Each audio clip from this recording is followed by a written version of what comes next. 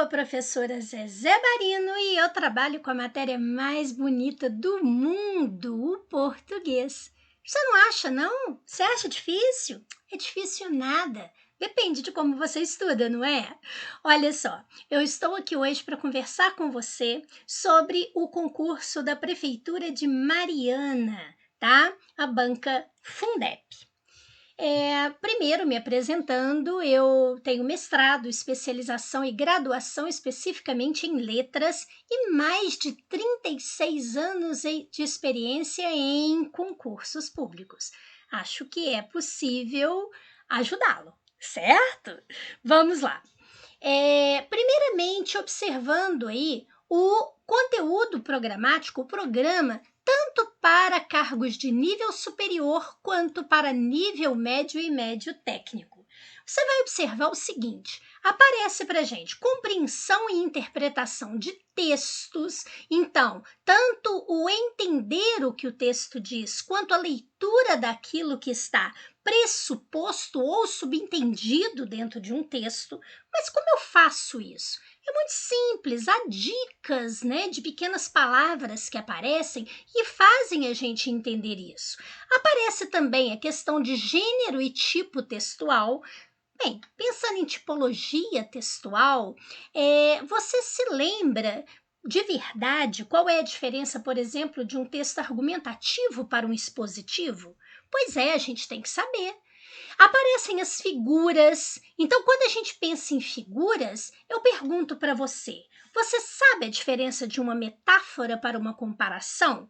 Você sabia que se eu falar para você assim, ele é um leão, isso é uma metáfora, mas se eu falar ele é como um leão, isso virou uma comparação por conta desse conector?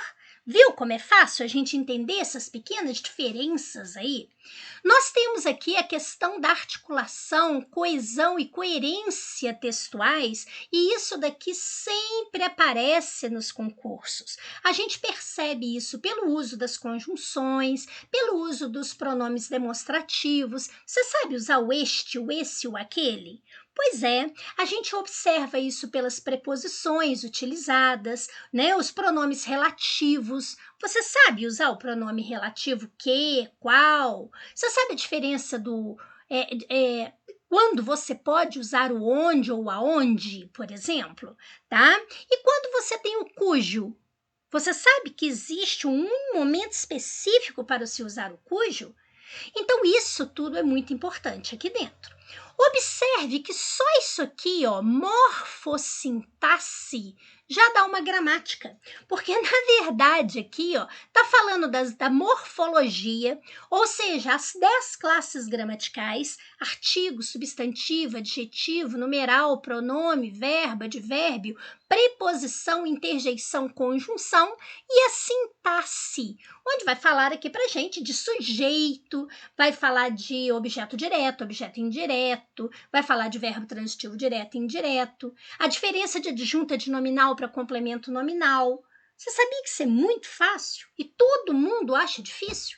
Pois é, tem jeito de aprender isso aí. E quando fala aqui, né, de morfossintaxe, fala especificamente aqui de verbo, cobrando aqui tempos e modos verbais. Então você observa a diferença do imperativo para o indicativo e o subjuntivo.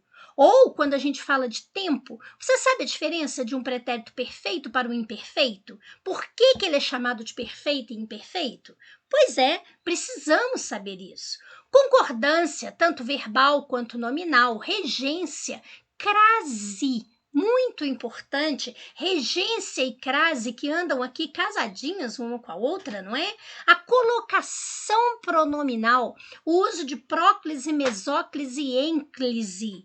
Eu falo eu não a vi ou eu não vi a. Por quê? Tá? Então isso é importante.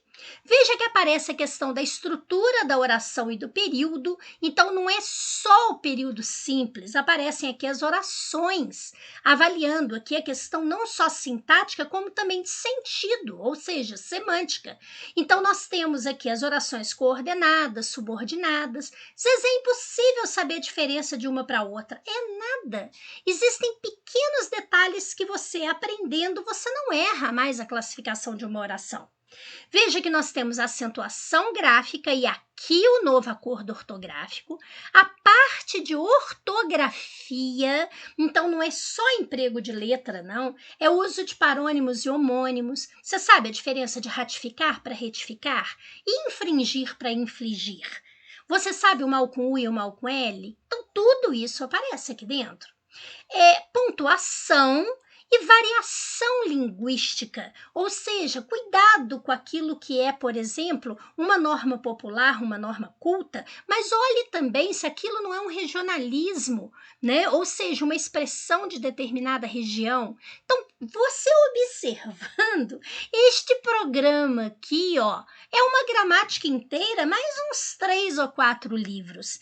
É muita coisa, não é verdade? Sim. Então, para você poder estudar isso de uma maneira mais eficiente, uma maneira mais direcionada, eu estou aqui apresentando para você o meu curso de português em questões comentadas da Banca Fundep, que é a banca aí da Prefeitura de Mariana. Eu vou resolver 100 questões atuais de português da banca, explicando os pontos principais e passando dicas para você. Ou seja, você estuda diretamente questões da banca e trabalha nestas questões este programa que foi apresentado. Viu como isso é bom? Tá? Você ganha tempo. E você tem um tempo de acesso aí de 180 dias ou até a aplicação da prova objetiva. Bom, não é? Pois é. Como que isso funciona? Bem, eu selecionei aqui uma questão da Banca Fundep de 2022, agora, muito recente, da Câmara de Pirapora, Minas Gerais, para o cargo de ouvidor. Então, você observa que a banca diz assim: assinale a alternativa que completa corretamente as lacunas do trecho a seguir. Então, nós temos um trecho e o questionamento aqui embaixo é: usa-se ou não o acento grave, né, indicativo de crase? Que é isso? Então, vamos lá. Se eu falo para você que eu fui à festa, o que acontece? Quem vai a algum lugar. Então, pede aqui a preposição a. E se você foi à festa, é uma festa definida. Então, você usa o artigo definido a. A soma desses dois As se chama, na soma, né, que me dá obviamente um A apenas, se chama crase. Esse fenômeno de fusão de sons iguais se chama crase. E eu marco isso com esse acento viradinho para o outro lado, que se chama acento grave. Você sabia que isso se chama acento grave? Pois é, isso é importante, sabe por quê? Porque às vezes o concurso diz assim: assinale a alternativa na qual está equivocado o uso do acento grave. E você não sabe o que é acento grave? Acento grave é o que marca a crase. Fácil, não é? Agora, observe o seguinte: como você faz essa questão?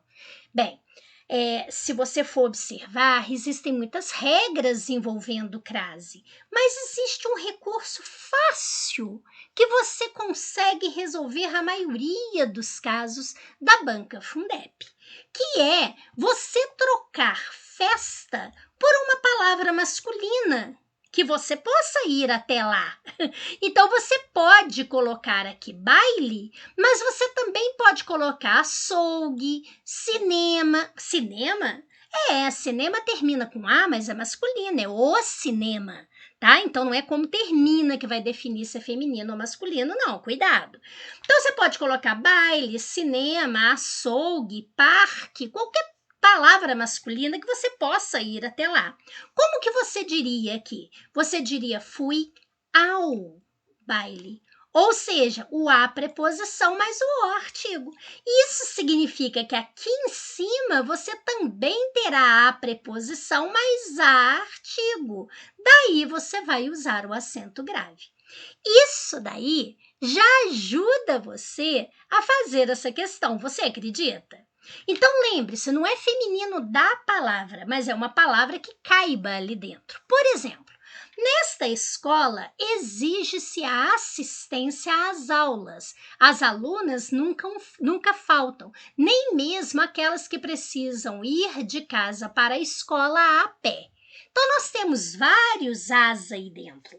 Vamos fazer a análise. O primeiro, se eu trocasse a palavra assistência, por exemplo, por recurso, o que eu poderia colocar ali? Eu diria, nesta escola exige-se o recurso. Então, não foi ao. Se não foi ao, não tem o acento grave indicativo de crase. Já eliminei as duas primeiras.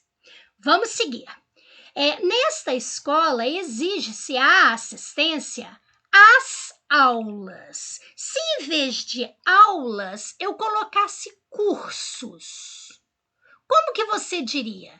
A assistência aos cursos, ou seja, assistir aos cursos. Se o A passou para O, então eu tenho o acento grave indicativo de crase. Pronto, eu já tenho a minha resposta, tá?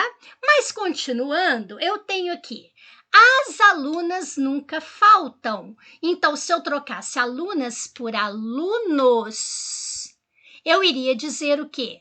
Os alunos nunca faltam. Portanto, as alunas nunca faltam. Nem mesmo aquelas que precisam ir de casa para a escola. Se eu trocasse escola por colégio, por exemplo, o que eu diria neste caso? Eu diria de casa para o colégio. Então, não tem o acento grave indicativo de crase. A pé. E agora? Gente, pé já é masculino. É como se tivesse escrito à mão e eu tivesse passado para a pé e ficasse aqui pra gente, né? O A também. Então, nesse caso, não coloco o acento grave. Então, para você guardar isso daí com muito carinho e muita atenção, se o A passar para O, você não coloca o acento grave.